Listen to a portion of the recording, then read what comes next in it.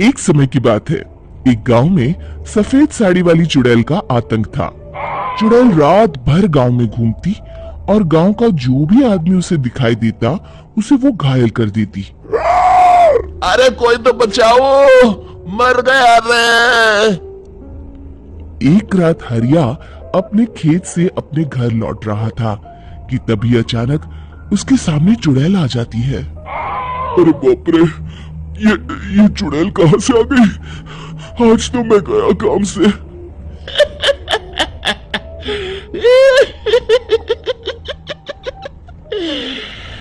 आज मुझे मेरा शिकार मिल गया। अरे चुड़ैल दीदी, मुझे छोड़ दो। जैसे ही चुड़ैल हरिया की तरफ बढ़ती है, हरिया वहां से भाग जाता है और अपने घर के दरवाजे पे पहुंचता है। अरे भगवान, जल्दी से दरवाजा खोलो, मेरे पीछे चुड़ैल पड़ी है। हरिया की पत्नी जल्दी से दरवाजा खोल देती है। अरे आप इतना हाफ क्यों रहे हैं? अरे मेरे पीछे चुड़ैल पड़ी है, आज तो मैं बाल बाल बच गया। जल्दी से सभी दरवाजे और सभी खिड़कियों को बंद करके बत्ती बुझा दो। तभी चुड़ैल हरिया के घर के पास पहुंच जाती है। अरे वो आदमी कहाँ गायब हो गया? मैं भी देखती हूँ आखिर कब तक बचेगा। मैं अपने शिकार को इतनी आसानी से नहीं छोड़ती। इतना कहकर चुड़ैल वहां से चली जाती है। वहीं दूसरी तरफ हरिया और उसकी पत्नी दोनों अपने घर की खिड़की से ये सब देख रहे होते हैं। अरे बाप रे, ये तो बड़ी डरावनी चुड़ैल थी। अगले दिन ये बात आग की तरह पूरे गांव में फैल जाती है और धीरे धीरे लोग चुड़ैल के डर के मारे शाम होते ही अपने घरों से बाहर निकलना बंद कर देते हैं। कुछ दिनों के बाद भाई, मैंने तो इस चुड़ैल के डर के मारे रात को अपने खेतों को पानी देना बंद कर दिया है। कहीं मेरी फसल सूख गई तो मैं तो कहीं का नहीं रहूंगा। साहूकार का कर्जा कैसे चुकाऊंगा? अरे भाई, पूरे गांव वालों का यही हाल है। पता नहीं ये चुड़ैल हमारे गांव में कहां से आ गई। फिर एक दिन गांव के पास वाली नदी के किनारे एक बहुत बड़े तांत्रिक के आने की बात कुछ गांव वालों को पता चलती है। वो लोग जाके ये बात गांव के मुखिया को बताते हैं। मुखिया जी, नदी के किनारे एक बहुत ही पहुंचे हुए तांत्रिक बाबा आए हैं, हमें उनसे मदद मांगनी चाहिए। मैंने सुना है वो बड़े बड़े भूतों और चुड़ैलों को अपने वश में कर लेते हैं। मुखिया जी सभी गांव वालों को लेकर उस तांत्रिक के पास पहुंच जाते हैं। ओम फट स्वाहा, ओम फट स्वाहा। तभी तांत्रिक अपनी बंद आंखों को खोलकर कहता है, क्या बात है? तुम सब लोग यहाँ क्यों आए हो? मुखिया जी उस तांत्रिक को सारी बात बता देते हैं। अच्छा, तो ये बात है। और तांत्रिक अपनी आंखों को बंद कर लेता है।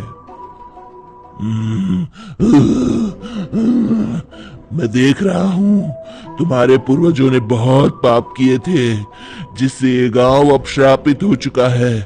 उसी के फल स्वरूप तुम्हारे गांव में चुड़ैल आई है। ये चुड़ैल बहुत खतरनाक है, ये किसी को नहीं छोड़ेगी। हे भगवान, मर गए रे, अब क्या होगा?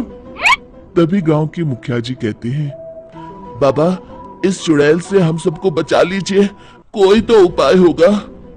इसका सिर्फ एक ही उपाय है। सभी गांव वालों को बारी बारी हर दिन अपनी आधी फसल उस पहाड़ी के ऊपर बनी काली गुफा में छोड़ के आनी होगी।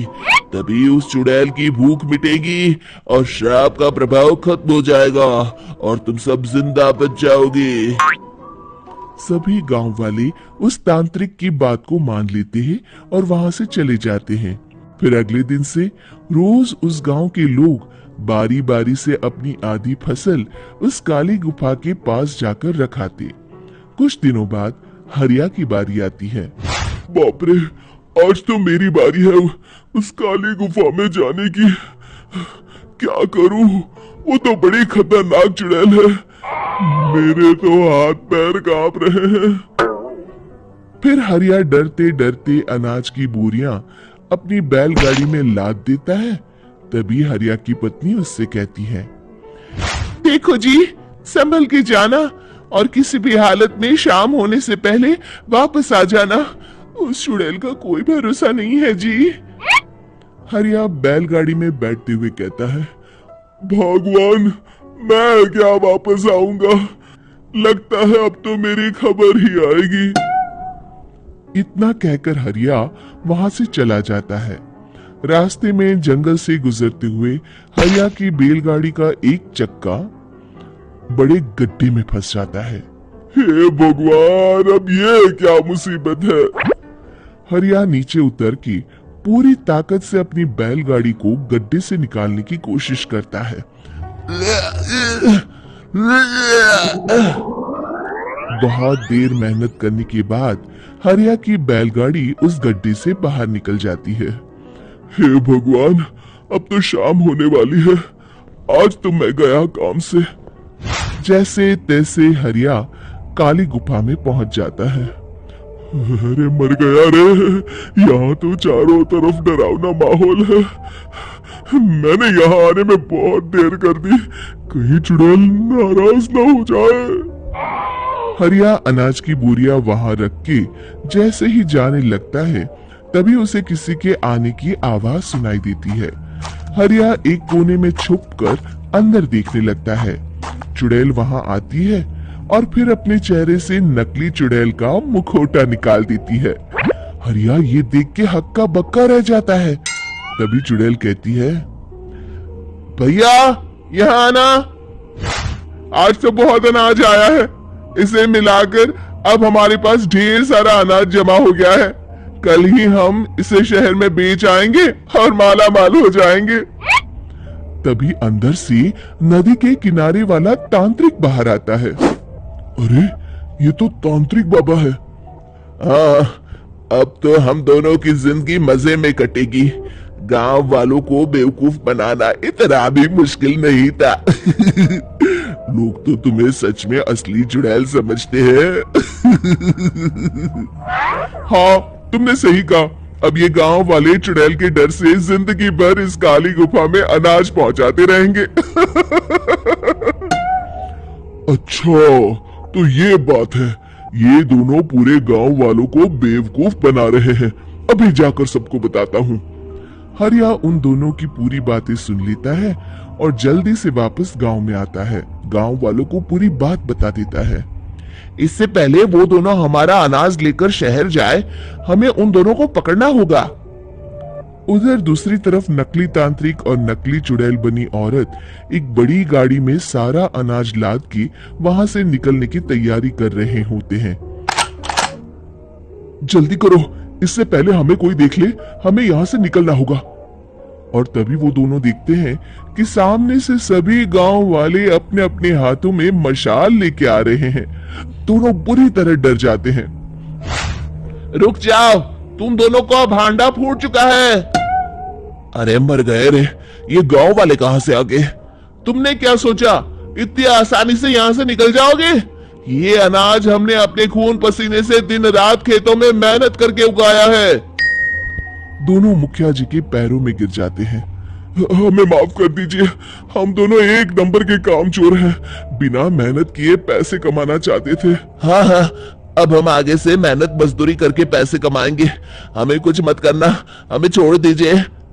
इतना कह के दोनों गांव छोड़ के भाग जाते हैं और सभी गांव वाले फिर से खुशी खुशी रहने लगते हैं। शिक्षा, तभी तो कहते हैं कि किसी भी समस्या का समाधान केवल सूझबूझ से ही करना चाहिए और कभी हिम्मत नहीं हारनी चाहिए। दोस्तों, हमें उम्मीद है कि आपको हमारी ये कहानी पसंद आई होगी। कृपया हमारे चैनल को सब्सक्राइब करें और सभी अपडेट्स के लिए बेल आइकन जरूर दबाएं। और हाँ, वीडियो लाइक और शेयर करना मत भूलिएगा। Bye bye.